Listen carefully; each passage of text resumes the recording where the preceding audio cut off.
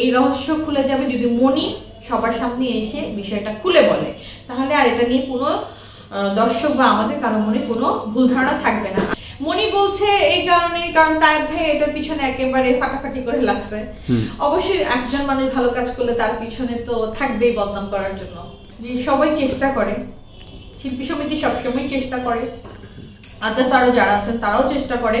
একটা কেস নিয়ে অনেক ঘাটাঘাটির পরে যখন সুরাহা আসে না, বুঝতে হবে এই পক্ষ নয় তো ওই পক্ষ ঝামেলা হয়ে গেছে।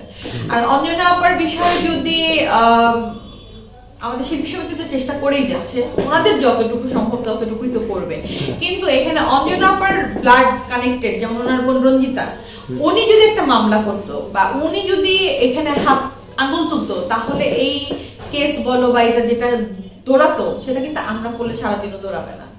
এখন একমাত্র রঞ্জনা আপাই পারে এটাকে নিয়ে সামনে আগাতে, আমরা তো আছি। আর উনি যেহেতু এটার পিছনে আসবেই না, আমাদের যতটুকু সম্ভব আমরা তো করব।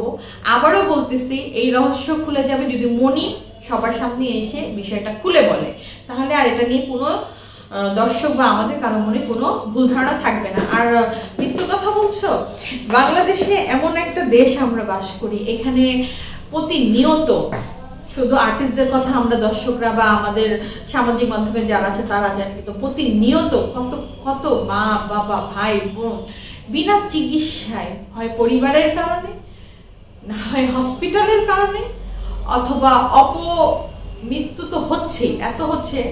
যেমন আমার কাকার কথা বলি, আমার কাকা 16 তারিখে আমি আমার কাকাকে হসপিটালে দেখতে যাই, সেখানে অনেক বাংলাদেশে অনেক নাম করা হসপিটাল, সেখানে আমার চাচিকে বলাই হয় নাই যে সে হৃদরোগে আক্রান্ত, হার্ট অ্যাটাক করেছে। তাকে বলেছে শ্বাসকষ্ট হচ্ছে, ফুসফুসে একটু পানি আসছে। আমরা যে যে অবস্থায় দেখেছি রক্ত বমি হচ্ছে, তখনই তো আমরা বুঝে ফেলছি। তো একটা হসপিটালের মানে কোনো গুরুত্ব না দেওয়ায় আমার কাকাও মারা গেল ওই দিন রাতে। অবশ্যই এটা বিনা চিকিৎসায় আমার কাকা মারা গেছে, কিন্তু ওনারটার আওয়াজ নেই কেন? উনি একজন সাধারণ পাবলিক।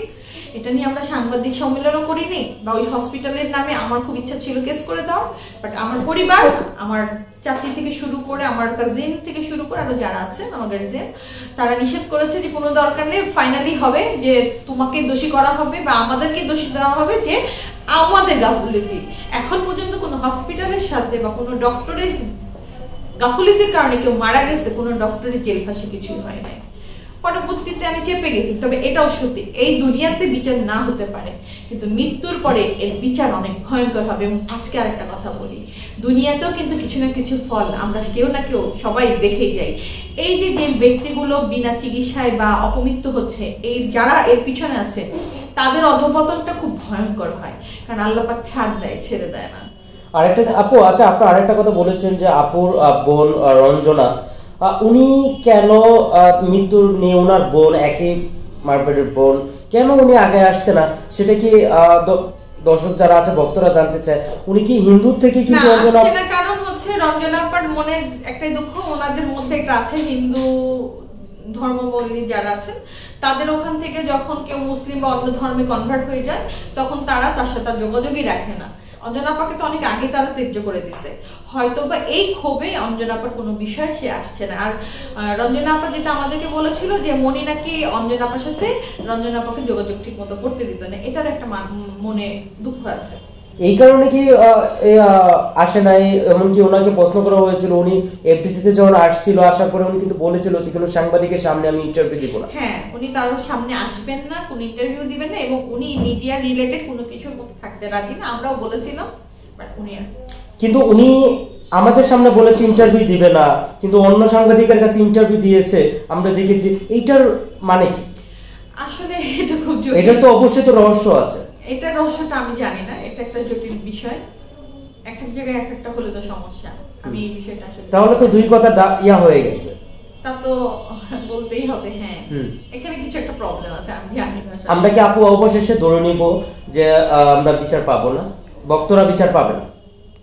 ভক্তরা বিচার পাবে না এখনো কথা দিতে পারছি না। আমরা তো লেগেই আছি তদন্ত কমিটিতে যারা আছি। আর বিয়েতে স্যার এমন একজন ব্যক্তি, সে ছেড়ে দেওয়ার লোক না, এত সহজে সে হার মানার লোক না। আরেকটা জিনিস আমি বলবো, এবং আমাদের শিল্পী সমিতিও এত সহজে, এখনকার কমিটির কথা বলছি, এত সহজে কাউকে ছেড়ে দেওয়ার লোক না। কোনো না কোনো কিছু তো হবে, সুরাহা একটা হবে, সেটা দর্শকরা অবশ্যই জানতে পারবে। জিয়া তায়েবের মতো লোক হেল্পিং থেকে শুরু করে এমন কোনো আর্টিস্ট নেই, আমি নিজের চোখে দেখেছি আমরা, যে কোনো লোক তো যে হাত পাতে জিয়া তায়েব ভাই কিন্তু হেল্প করে। ওনার মনটা এত বড়, আর ওনার মানে মনটার দিকে বলবো, ওনার ভালোবাসার দিক দিয়ে বলবো, মানে অসংখ্য অনেক বড় ভালো একটা মানুষ। ওনার বিরুদ্ধে একটা নেগেটিভ ছড়াইছে যে উনিও এটার সাথে জড়িত হচ্ছে। এটি কেন? মনি, হ্যাঁ মনিও বলেছে, বর্ষা চৌধুরীও বলেছে। মনি বলছে এই কারণ তায়েব ভাই এটার পিছনে একেবারে ফাটাফাটি করে লাগছে। অবশ্যই একজন মানুষ ভালো কাজ করলে তার পিছনে তো থাকবেই বদনাম করার জন্য চেষ্টা থাকবে। আর বর্ষা চৌধুরীর কথা বলবো, এই মেয়ে বলবো না মহিলা বলবো জানি না, এর বিষয়ে কথা বলার মতো মন মানসিকতা থাকে না।